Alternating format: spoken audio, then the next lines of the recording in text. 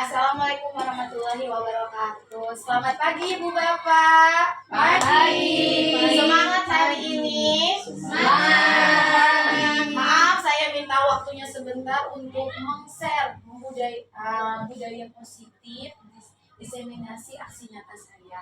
Di sini saya bukan mengajari ya Ibu Bapak. Di sini kita saling sharing permasalahan yang ada di sekolah kita dengan materi budaya positif. Bisa dimulai Ibu Bapak, kayaknya belum semangat, tepuk semangat boleh nggak? Oke, tepuk semangat. Semangat. Makasih Ibu Bapak yang ganteng, yang cantik. Boleh dimulai? Boleh ya. Nah, di sini apa sih yang akan kita pelajari di dalam CGP ini? Dalam CGP yang saya sudah pelajari ada 4 koneksi materi yang akan dan kita bahas. Yang pertama itu filosofi KHD. Mungkin Ibu Bapak sudah tahu siapa KHD. Siapa Ibu Bapak KHD itu? Hajar Dewantara. Dia itu Bapak pendidikan dan banyak menjadi motivator kita tentunya sebagai guru. Dan selanjutnya nilai dan peran guru penggerak. Tidak hanya guru penggerak sebenarnya, di dalam sekolah itu pasti kita punya nilai, punya peran dalam kehidupan kita juga. Dan selanjutnya kita akan membahas visi guru penggerak dan akhirnya terbentuk visi kita akan membentuk yang namanya budaya positif. Oke. Kesimpulannya, mengenai peran saya dalam menciptakan budaya positif di sekolah dengan konsep intinya serta keterkaitan filosofi pendidikan KHD, nilai guru penggerak, serta visi guru penggerak. Di sini saya akan melakukan budaya positif tidak bisa tanpa dukungan Ibu Bapak. Kenapa? Karena untuk menanamkan budaya positif tentunya kita harus berkolaborasi ya betul Ibu Bapak. Kalau saya jalan sendiri, yang namanya visi sekolah kita, peran kita sebagai guru itu tidak akan berjalan. Gitu. Jadi intinya di sini saya mohon kerjasamanya. Lanjut. Nah, sebelum memulai kita bahas apa sih itu disiplin positif dan nilai-nilai kebajikan. Nah, menurut William Olasher ada teori kontrol. Ilusi guru mengontrol murid. Benar nggak kira-kira Ibu Bapak? Guru itu harus mengontrol murid. Kira-kira Bu Wilda? Tidak. Berarti teorinya tidak benar. Ya. Lanjut. Ilusi bahwa semua penguatan positif itu efektif dan bermanfaat. Ternyata yang kita berikan itu tidak selalu positif dan bermanfaat ya Ibu Bapak. Terusnya ilusi bahwa kritik dan membuat orang merasa bersalah dapat menguatkan karakter. Nah ini sering kita lupa. Kita sering membuat murid-murid kita merasa bersalah. Kita berasa, oh nanti anak murid itu akan berubah. Ternyata dengan membuat mereka merasa bersalah itu tidak efektif. Apalagi di anak zaman sekarang, zaman now. Kita keras, itu bukan makin ngikutin kita dia, tapi malah makin berontak. Jadi kita harus cari trik-triknya seperti apa. Ya Ibu Bapak mah sudah profesional, pasti tahu bagaimana mengelola anak-anak. Lanjut, ilmu bahwa orang dewasa memiliki hak untuk memaksa. Jadi jangan sampai mentang-mentang kita gurunya, mentang-mentang kita orang dewasa, kita memaksakan kehendak. Anak itu punya kebebasan sendiri Ibu Bapak untuk berekspresi. Meskipun dia salah, ada trik-triknya nanti. Perubahan. Nah, karena teori kontrol ini tidak sesuai, makanya kita akan adanya perubahan paradigma belajar.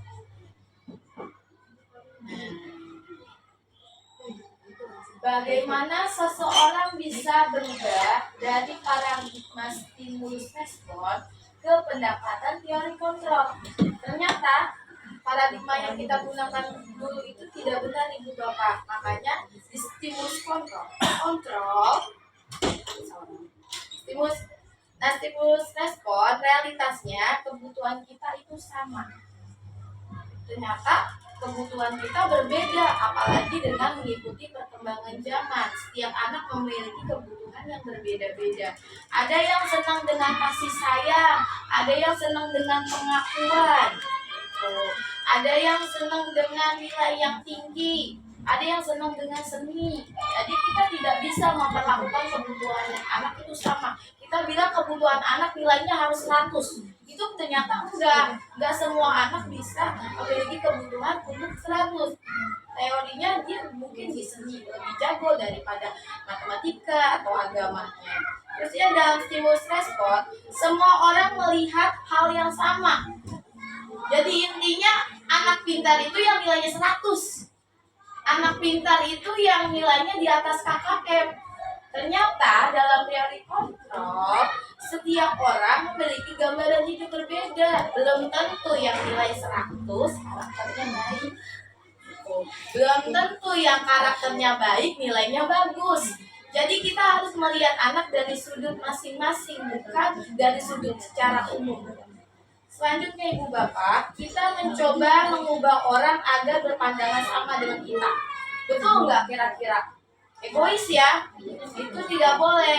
Karena tiap orang berusaha memahami pandangan orang lain tentang dunianya. Jadi kita yang pahami anak-anak. Gitu. Selanjutnya, perilaku buruk dilihat sebagai suatu kesalahan. Semua perilaku memiliki tujuan. Jangan misalnya ketika anak kita terlambat, Ibu Bapak, kita udah menjas, oh ini anak nakal karena datang terlambat. Padahal dia datang terlambat karena bantu ibunya dulu.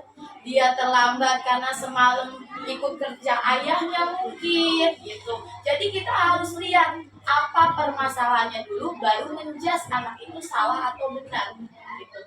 Bahkan salah atau benar itu sebenarnya tidak ada harusnya. Kita harus memaklumi berdasarkan siapa dia. Orang lain bisa mengontrol saya. Enggak. Itu harus kita tanamkan dalam diri kita.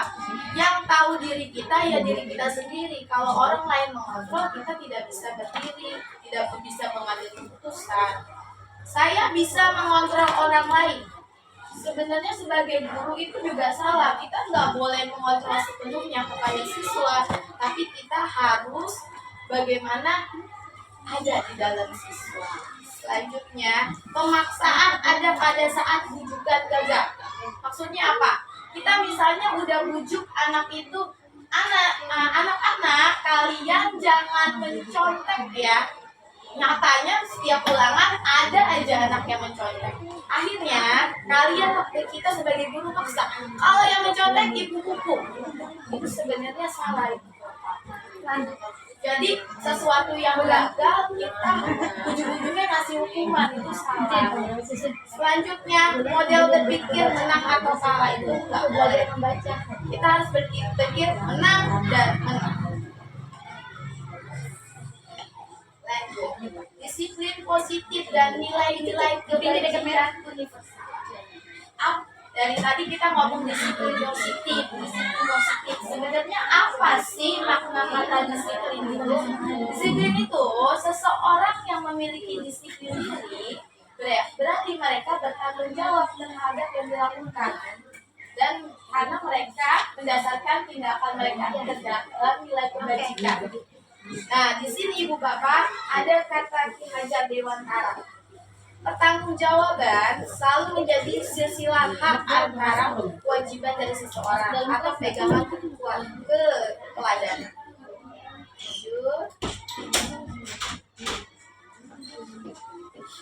Nah, sekarang makna nilai kebajikan.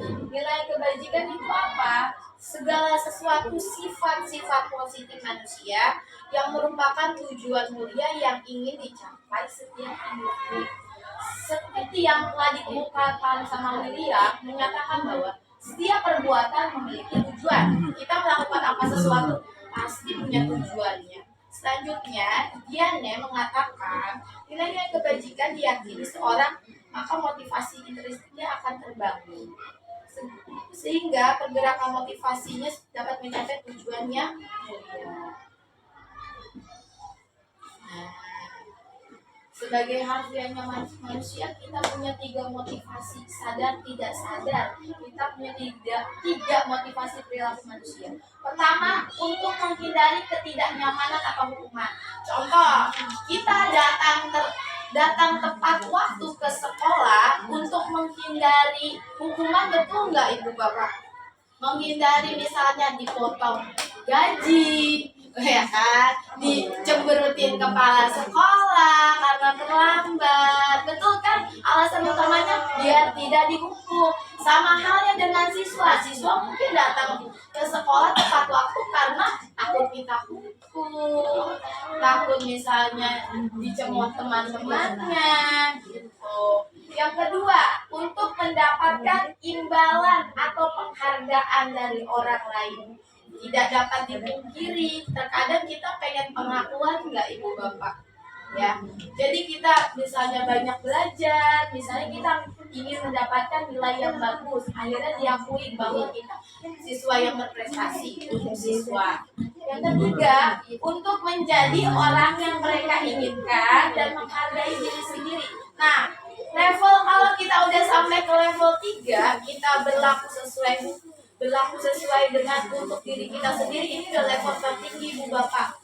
Kita jadi punya kesadaran kalau melakukan sesuatu itu untuk diri kita sendiri, tidak usah dipaksakan lagi sama orang lain. Nah, ini kita lakukan juga pada murid. Mungkin pertama murid pasti untuk menghindari hukuman, tapi lama-lama kita biasakan untuk mendapatkan sesuatu yang baik, penghargaan. Selanjutnya akan menjadi budaya dalam hidupnya. Kalau berperilaku seperti itu, ya memang untuk diri saya, bukan karena ibu guru, bukan karena orang tua, bukan karena teman. Lanjut. Nah, di sini kita mau lakukan pertanyaan reflektif, bukan kita nih. Saya pengen ada kasus nih Bu Bapak. Namanya Iva. Iva kurang menguasai matematika, sehingga pada saat pelajaran berlangsung, dia lebih banyak diam atau gambar di buku pelajarannya. Pada saat guru matematikanya Pak Seno menanyakan kepada Iva, Ivanya menjadi gugup dan tak sengaja menjatuhkan tasnya dari kursi, serta tiba-tiba menjadi gagap pada saat berupaya menjawab. Sering terjadi nggak di siswa kita kayak gitu? Nah, seluruh kelas pun terbawa melihat tertawa, melihat perilaku Iva yang bicaranya tergagap dan terkejut. Yang tergagap dan terkejut malu luar biasa, dan malahan minta Iva untuk maju ke depan dan berdiri di depan kelas sambil menunjuk hidungnya karena tidak bisa menjawab pertanyaan Pak Seno. Kelas makin gaduh dan anak-anak pun tertawa melihat Iva di depan kelas memegang ujung hidungnya. Pertanyaannya nih, apakah Ibu Bapak setuju tindakan yang dilakukan Pak Seno? Ada anak malu-malu, ya kan?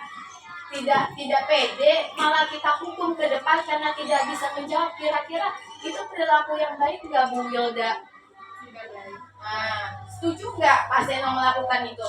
Tidak. Kenapa alasannya Bu Wilda? Karena seharusnya dia tidak menghormati kegiatannya apa Ipa itu tidak berani, Ya, karena dia mempermalukan Ipa di depan teman-teman. ya. Harusnya sebagai guru kita tanya dulu permasalahannya, dia kenapa, langsung kita beri solusi. Jangan menjudge anak, ayo kamu tidak bisa menjawab, itu benar-benar memalukan untuk anak, bahkan bisa bikin trauma, terutama anak-anak zaman sekarang, karena tingkat kepercayaan diri anak zaman sekarang berbeda dengan zaman dulu. Pernah terjadi nggak kira-kira di kelas kita Ibu Bapak kita melakukan ini? Mudah-mudahan enggak ya Ibu Bapak, Ibu guru hebat ya. Jangan sampai kita mempermalukan murid kita yang udah nggak bisa, tapi malah kita malu-maluin di depan kelas. Bukan makin bisa, malah itu anak malah makin takut sama kita. Lanjut. Nah, dari situ kita bahas apa itu hukuman, apa itu konsekuensi, dan apa itu restitusi. Nah, pertama, hukuman. Hukuman itu sifatnya nggak terencana, tiba-tiba. Anak atau murid tidak tahu apa yang akan terjadi dan tidak dilibatkan. Hukuman bersifat satu arah dari guru yang memberikan, dan murid hanya menerima suatu hukuman tanpa melalui kesepakatan. Contohnya pernah terjadi di kita, misalnya ada anak berkelahi Anak-anak, kamu yang berkelahi berdiri di lapangan, hormat pada bendera. Itu termasuk hukuman tidak Ibu Bapak? Kira-kira hukuman. Kenapa? Karena kita sebenarnya nggak merencanakan anak itu berantem. Itu yang pertama. Nggak merencanakan memberikan hukuman seperti itu. Dan anak murid pun nggak tahu kalau dia berantem bakal kita suruh di lapangan. Nah, itu yang namanya hukuman. Hukuman itu tidak terencana. Sadar tidak sadar kita pasti pernah melakukannya sebagai guru. Atau hal kecil, misalnya anak kita tidak mengerjakan PR, kamu maju ke depan kelas, kerjakan soal yang ibu berikan, itu termasuk hukuman gitu. Karena kita tidak merencanakan. Beda ceritanya, kita sudah buat tata tertib, dia melanggar, kita beri poin gitu. Lanjut. Nah, konsekuensi. Nah, bedanya tadi hukuman sama konsekuensi apa? Kalau konsekuensi itu sudah terencana, sudah disepakati. Misalnya, anak-anak, kalau kalian keluar kelas harus izinnya sama ibu guru. Itu udah kita bikin. Itu namanya keyakinan kelas di awal pembelajaran. Anak-anak, kalau misalnya kamu tidak masuk, izin sama ibu guru. Anak-anak, buang sampah pada tempatnya. Dan ketika anak itu melakukan, kita tinggal tanya sama mereka. Kita tinggal diskusi dengan mereka. Kamu melakukan kesalahan apa? Kalau kesalahan itu kamu lakukan, apa yang harus kamu lakukan? Itu namanya konsekuensi. Ada kesepakatan. Nah, di sini dikatakan juga murid mengetahuinya, ya, karena bikinnya bareng-bareng. Pada konsekuensi, murid tetap dibuat tidak nyaman untuk jangka waktu pendek. Kenapa nggak nyaman Ibu Bapak? Yang namanya dia melanggar, kita berikan hukuman, nyaman nggak kira-kira? Enggak kan? Terusnya selanjutnya konsekuensi biasanya diberikan berdasarkan suatu data. Misalnya 3 kali gak ngerjain tugas, kamu dipanggil orang tuanya. 3 kali terlambat, kamu dihukum untuk seperti ini gitu. Jadi konsekuensi itu ada monitoringnya, ada hukumannya. Tapi tidak seperti hukuman yang awal ya, yang langsung memberikan hukuman. Selanjutnya, apa itu restitusi? Restitusi adalah proses menciptakan kondisi bagi murid untuk memperbaiki kesalahannya sehingga mereka bisa kembali pada kelompok mereka. Jadi ketika mereka salah, kita sudah memberikan konsekuensinya tadi. Kamu melanggar, nah kamu tidak boleh seperti itu. Selanjutnya apa yang akan kamu selesaikan ketika melanggar ini? Gitu. Contoh, misalnya saya kasih kasus di kelas saya ya. Ada anak pintar di kelas saya. Dia nggak suka kalau dia dicontek. Akhirnya dia marah-marah Ibu Bapak di kelas sama teman yang mencontek. Dia marah-marah sampai gebrak meja. Itu sebenarnya dia dicontek itu dia marah. Kita nggak harus menghakimi dia. Kamu nggak boleh marah-marah seperti itu. Tuh. Apa yang harus kita lakukan? Kita panggil, kita ajak ngomong biar dia sadar apa yang kamu lakukan. Oh iya Ibu, saya tadi emosi, marah-marah sama teman. Tapi alasannya apa nak? Itu Bu, aku nggak suka dicontek gitu. Ya memang perbuatan itu, kalau ibu jadi kamu akan melakukan hal yang sama, tapi alangkah baiknya boleh nggak gebrak-gebrak meja. Akhirnya kita biarkan anak itu berpikir tindakan itu salah atau benar. Ketika mereka merasakan, oh iya ya Bu, menggebrak meja itu salah. Terus kalau kamu mengebrak meja, apa yang akan kamu lakukan kalau kamu melakukan selanjutnya? Saya akan pasti lebih mengontrol emosinya Bu. Jadi saya tidak akan menggebrak meja. Jadi kita diskusi terus ke anak. Jangan kita langsung memberi hukuman pada anak. Kita belum tahu alasan mereka melakukan kesalahan itu apa. Kalau mereka benar-benar salah, ya kita berikan motivasi. Nah, kebutuhan dasar manusia, bukan anak aja ya, kita aja sebagai orang dewasa butuh 5 hal ini. Kebutuhan untuk bertahan hidup. Ya kita makan, kita minum, kita menjalani kerja tiap hari, itu namanya bertahan hidup. Kasih sayang dan diterima. Jangan kan anak-anak kita yang udah dewasa aja pengen kan disayang ibu bapak, pengen kan diakuin sama temen-temennya gitu. Kesenangan. Nah, kalau kesenangan itu beda-beda. Mungkin kesenangan saya tidur. Mungkin kesenangan Ibu Wilda nonton film, mungkin kesenangan Ibu Diani membaca novel, mungkin kesenangan Pak Makmun mengaji gitu. Tiap orang punya kesenangannya masing-masing dengan caranya masing-masing. Sama halnya dengan anak di kelas Ibu Bapak. Mungkin yang satu senang menggambar aja di kelas, yang satu mungkin senangnya lari-larian karena itu kesenangan buat dia, yang satu sukanya makan gitu. Jadi kita harus memperhatikan itu juga. Kebebasan. Nah, anak itu biarkan mereka bebas. Apalagi kita kurikulum Merdeka Belajar ya, berikan mereka berekspresi. Tapi ekspresinya diberikan norma-norma. Anak-anak kalau berkata kasar tidak boleh ya. Jadi dengan pengawasan juga. Penguasaan atau power, kita butuh kekuatan dari orang lain yang melindungi kita. Anak-anak mungkin juga dia butuh power dari orang tuanya, dari kita sebagai gurunya. Nah, posisi kontrol restitusi ada 5. Sadar tidak sadar kita melakukannya. Apa ibu bapak yang paling baik? Yang paling baik kalau kita sudah jadi manajer. Yang kurang baik adalah pertama, urutannya penghukum. Yang kedua, pembuat merasa bersalah, guru sebagai teman, guru sebagai pemantau, dan guru sebagai manajer. Apa itu? Misalnya, penghukum, biasanya guru berbuat menunjuk-nunjuk atau menyakiti atau menghardik siswa, itu jangan sampai ya. Dasar kamu anak bodoh, dasar kamu anak gak tahu diri, gitu.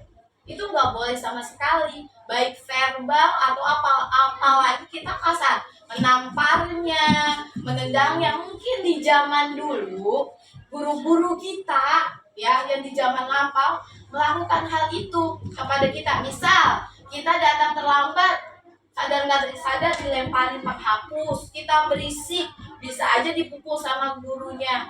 Apakah itu masih bisa dilakukan sekarang? Enggak kan ibu bapak, jadi kita harus melihat kebutuhan anak-anak juga. Nah, posisi penghukum itu biasanya dengan fisik, dengan verbal. Selanjutnya perbuatan membuat merasa bersalah. Biasanya dia ceramah mewujudkan kekecewaannya. Contohnya gini, kamu sudah mengecewakan ibu bapak, seharusnya kamu jangan kayak gitu. Ibu bapak sedih deh kalau kamu kayak gitu. Ternyata itu juga nggak baik ibu bapak, membuat rasa bersalah. Jadi anak-anak merasa, oh iya aku salah banget ya sama ibu. Ibu jadi sedih, ibu jadi marah. Niatnya kita biar dia sadar, tapi malah mengganggu mental anak ternyata ibu bapak. Selanjutnya, guru sebagai teman membuat alasan-alasan untuk muridnya. Nih contohnya misalnya, lakukan untuk bapak ibu ya sudah, nanti bapak ibu bantu bereskan ya. Nih ini yang pasti selalu kita lakukan, apalagi bulan guru kelas 1. Kenapa? Anak-anak gak bisa melakukan sesuatu, nanti ibu bantu ya. Itu sebenarnya enggak dibilang bagus atau enggak, kurang bagus bulan. Kenapa? Karena anak menjadi tidak mandiri gitu. Nah kita pelan-pelan mencoba mereka lebih mandiri. Memang kita boleh sebagai teman, tapi kita ada jedanya. Kadang saya pun di kelas 4 anaknya manja-manja, ayo sini ibu tolongin nulis, ibu tolongin ngerjain soal. Ternyata itu enggak bagus juga buat anak. Kita harusnya mencontohkan, kamu kerjakan sendiri, kamu temukan solusinya. Lanjut, pemantau. Kita cuma ngeliatin, ibu lihat kamu berkata kasar, kamu akan ibu hukum ya. Itu pemantau, cuma menyorot. Manager, nah ini yang paling baik ibu bapak. Ngapain sih? Misalnya kita menanyakan, kamu kenapa hari ini, telah berbuat salah apa, solusinya apa. Jadi membuat anak berpikir dan mandiri. Nah, ini contohnya ya. Contoh penerapan 5 posisi kontrol. Penghukum, kalau guru penghukum biasanya hormat pada bendera selama 1 jam. Untuk guru penghukum ya. Berapa kali ibu bapak harus memberitahu kamu, kamu selalu mengecewakan ibu bapak. Itu berarti guru yang membuat merasa bersalah. Lanjut, ayo dong ikuti aturan sekolah. Tolong bantu ibu bapak ya sekali ini. Ya sudah tidak apa-apa, lain kali jangan sampai berbuat seperti ini ya. Jadi kita seolah-olah sebagai temannya dia. Pemantau, kamu sudah melanggar peraturan sekolah. Kamu harus tahu konsekuensinya. Setelah upacara, kamu beli atribut ke koperasi dan jangan ulangi. Itu pemantau. Nah, ini yang bagus ibu bapak manajer. Apakah kamu tahu kesalahanmu? Kira-kira bagaimana kamu memperbaikinya? Tuh, jadi anak berpikir bagaimana menyelesaikan masalahnya. Nah, saya mau pemahaman ibu bapak. Ya. Posisi kontrol apakah aku? Kalau di sini dia ngomong, saya kecewa sekali dengan kamu. Kira-kira guru yang seperti apa? Saya kecewa sekali dengan kamu. Apa? Ya, membuat rasa bersalah. Lanjut. Kamu tidak pernah benar melakukannya. Penghukum. Coba kita lihat, benarkah penghukum? Yaps, betul sekali. Lanjut.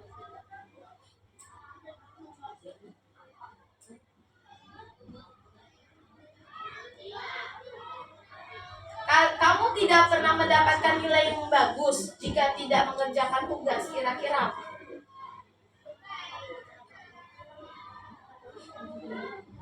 Kamu tidak pernah mendapat nilai jika tidak mengerjakan tugas. Itu guru sebagai apa? Pemantau, penghukum. Kira-kira apa? Betul, pemantau. Gimana sih? Ya, secara garis besar ibu bapak udah tahu ya posisi-posisi kontrol sebagai guru. Nah, keyakinan kelas. Kira-kira ibu bapak pada awal semester sudah bikinkah keyakinan kelas sama awal anak muridnya? Udah ya. Mengapa kita keyakinan kelas tidak buat peraturan kelas? Apa sih bedanya keyakinan kelas sama peraturan kelas? Ada yang tahu kira-kira? Nih. Mengapa keyakinan kelas? Mengapa tidak peraturan kelas saja? Nah, di sini dikatakan menetapkan pada keyakinan seseorang akan lebih memotivasi anak-anak kalau dibuat dia peraturan keyakinannya sendiri, pasti dia akan menjalankan karena dia punya tanggung jawab. Beda dengan peraturan. Kalau peraturan kan biasanya kita buat 1, 2, 3, 4, 5, 6, 7, 8, 10 kita yang buat, kamu melanggar, ibu akan hukum. Kalau keyakinan kelas, kita buat bersama ibu bapak sama anak-anak. Kira-kira keyakinan kelas apa yang akan kita lakukan? Misalnya, tidak boleh membuang sampah sembarangan, Bu. Kita taruh di papan. Tidak boleh membuang sampah sembarangan. Ketika dia sudah berkomitmen menuliskan tidak akan membuang sampah sembarangan, akan lebih mudah.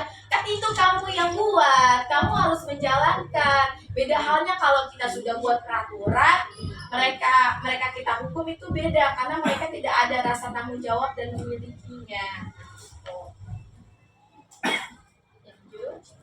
Keyakinan kelas. Contohnya ya. Keyakinan kelas 3.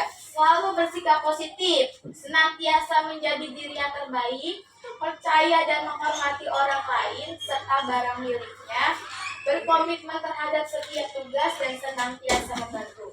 Maksudnya selalu bersikap positif apa? Menghindari anak-anak bertengkar, berkelahi di teman kelasnya. Senantiasa menjadi diri yang terbaik biar anak percaya diri, percaya dan menghormati orang lain serta barang miliknya, jadi menjaga barang-barangnya, berkomitmen terhadap tiap tugas. Maksudnya apa ibu bapak? Dia ngerjain tugas tepat waktu, dia mengajarkan ulangan juga sesuai waktunya, senantiasa membantu. Jadi di sini nggak ada dilarang, jadi selalu ada kata-kata positifnya. Nah, sekarang kita bahas segitiga restitusi. Apa itu segitiga restitusi, Ibu Bapak? Suatu proses dialog yang dijalankan oleh guru atau orang tua agar bisa menghasilkan anaknya tadi mandiri dan bertanggung jawab. Segitiga restitusi ada 3 tahap: menstabilkan identitas, validasi tindakan yang salah dan menanyakan keyakinannya. Kan tadi kan kita sudah bahas permasalahan pemberian hukuman, restitusi itu yang terjadi di realitas kelas. Ibu bisa nggak diceritakan bagaimana ibu menghadapi permasalahan-permasalahan siswanya, Bu? Boleh deh, Bu Iim. Iya. Realita di kelas dengan secara teori pasti berbeda jauh. Mm-mm. Bagus ya.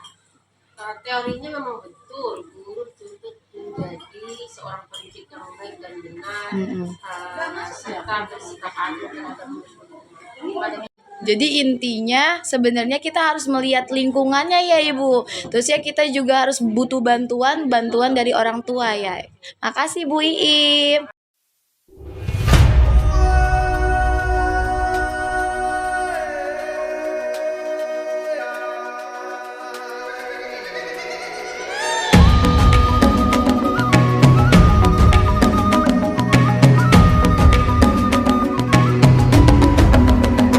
Bangun dan bukalah matamu, saatnya meraih mimpimu. Arah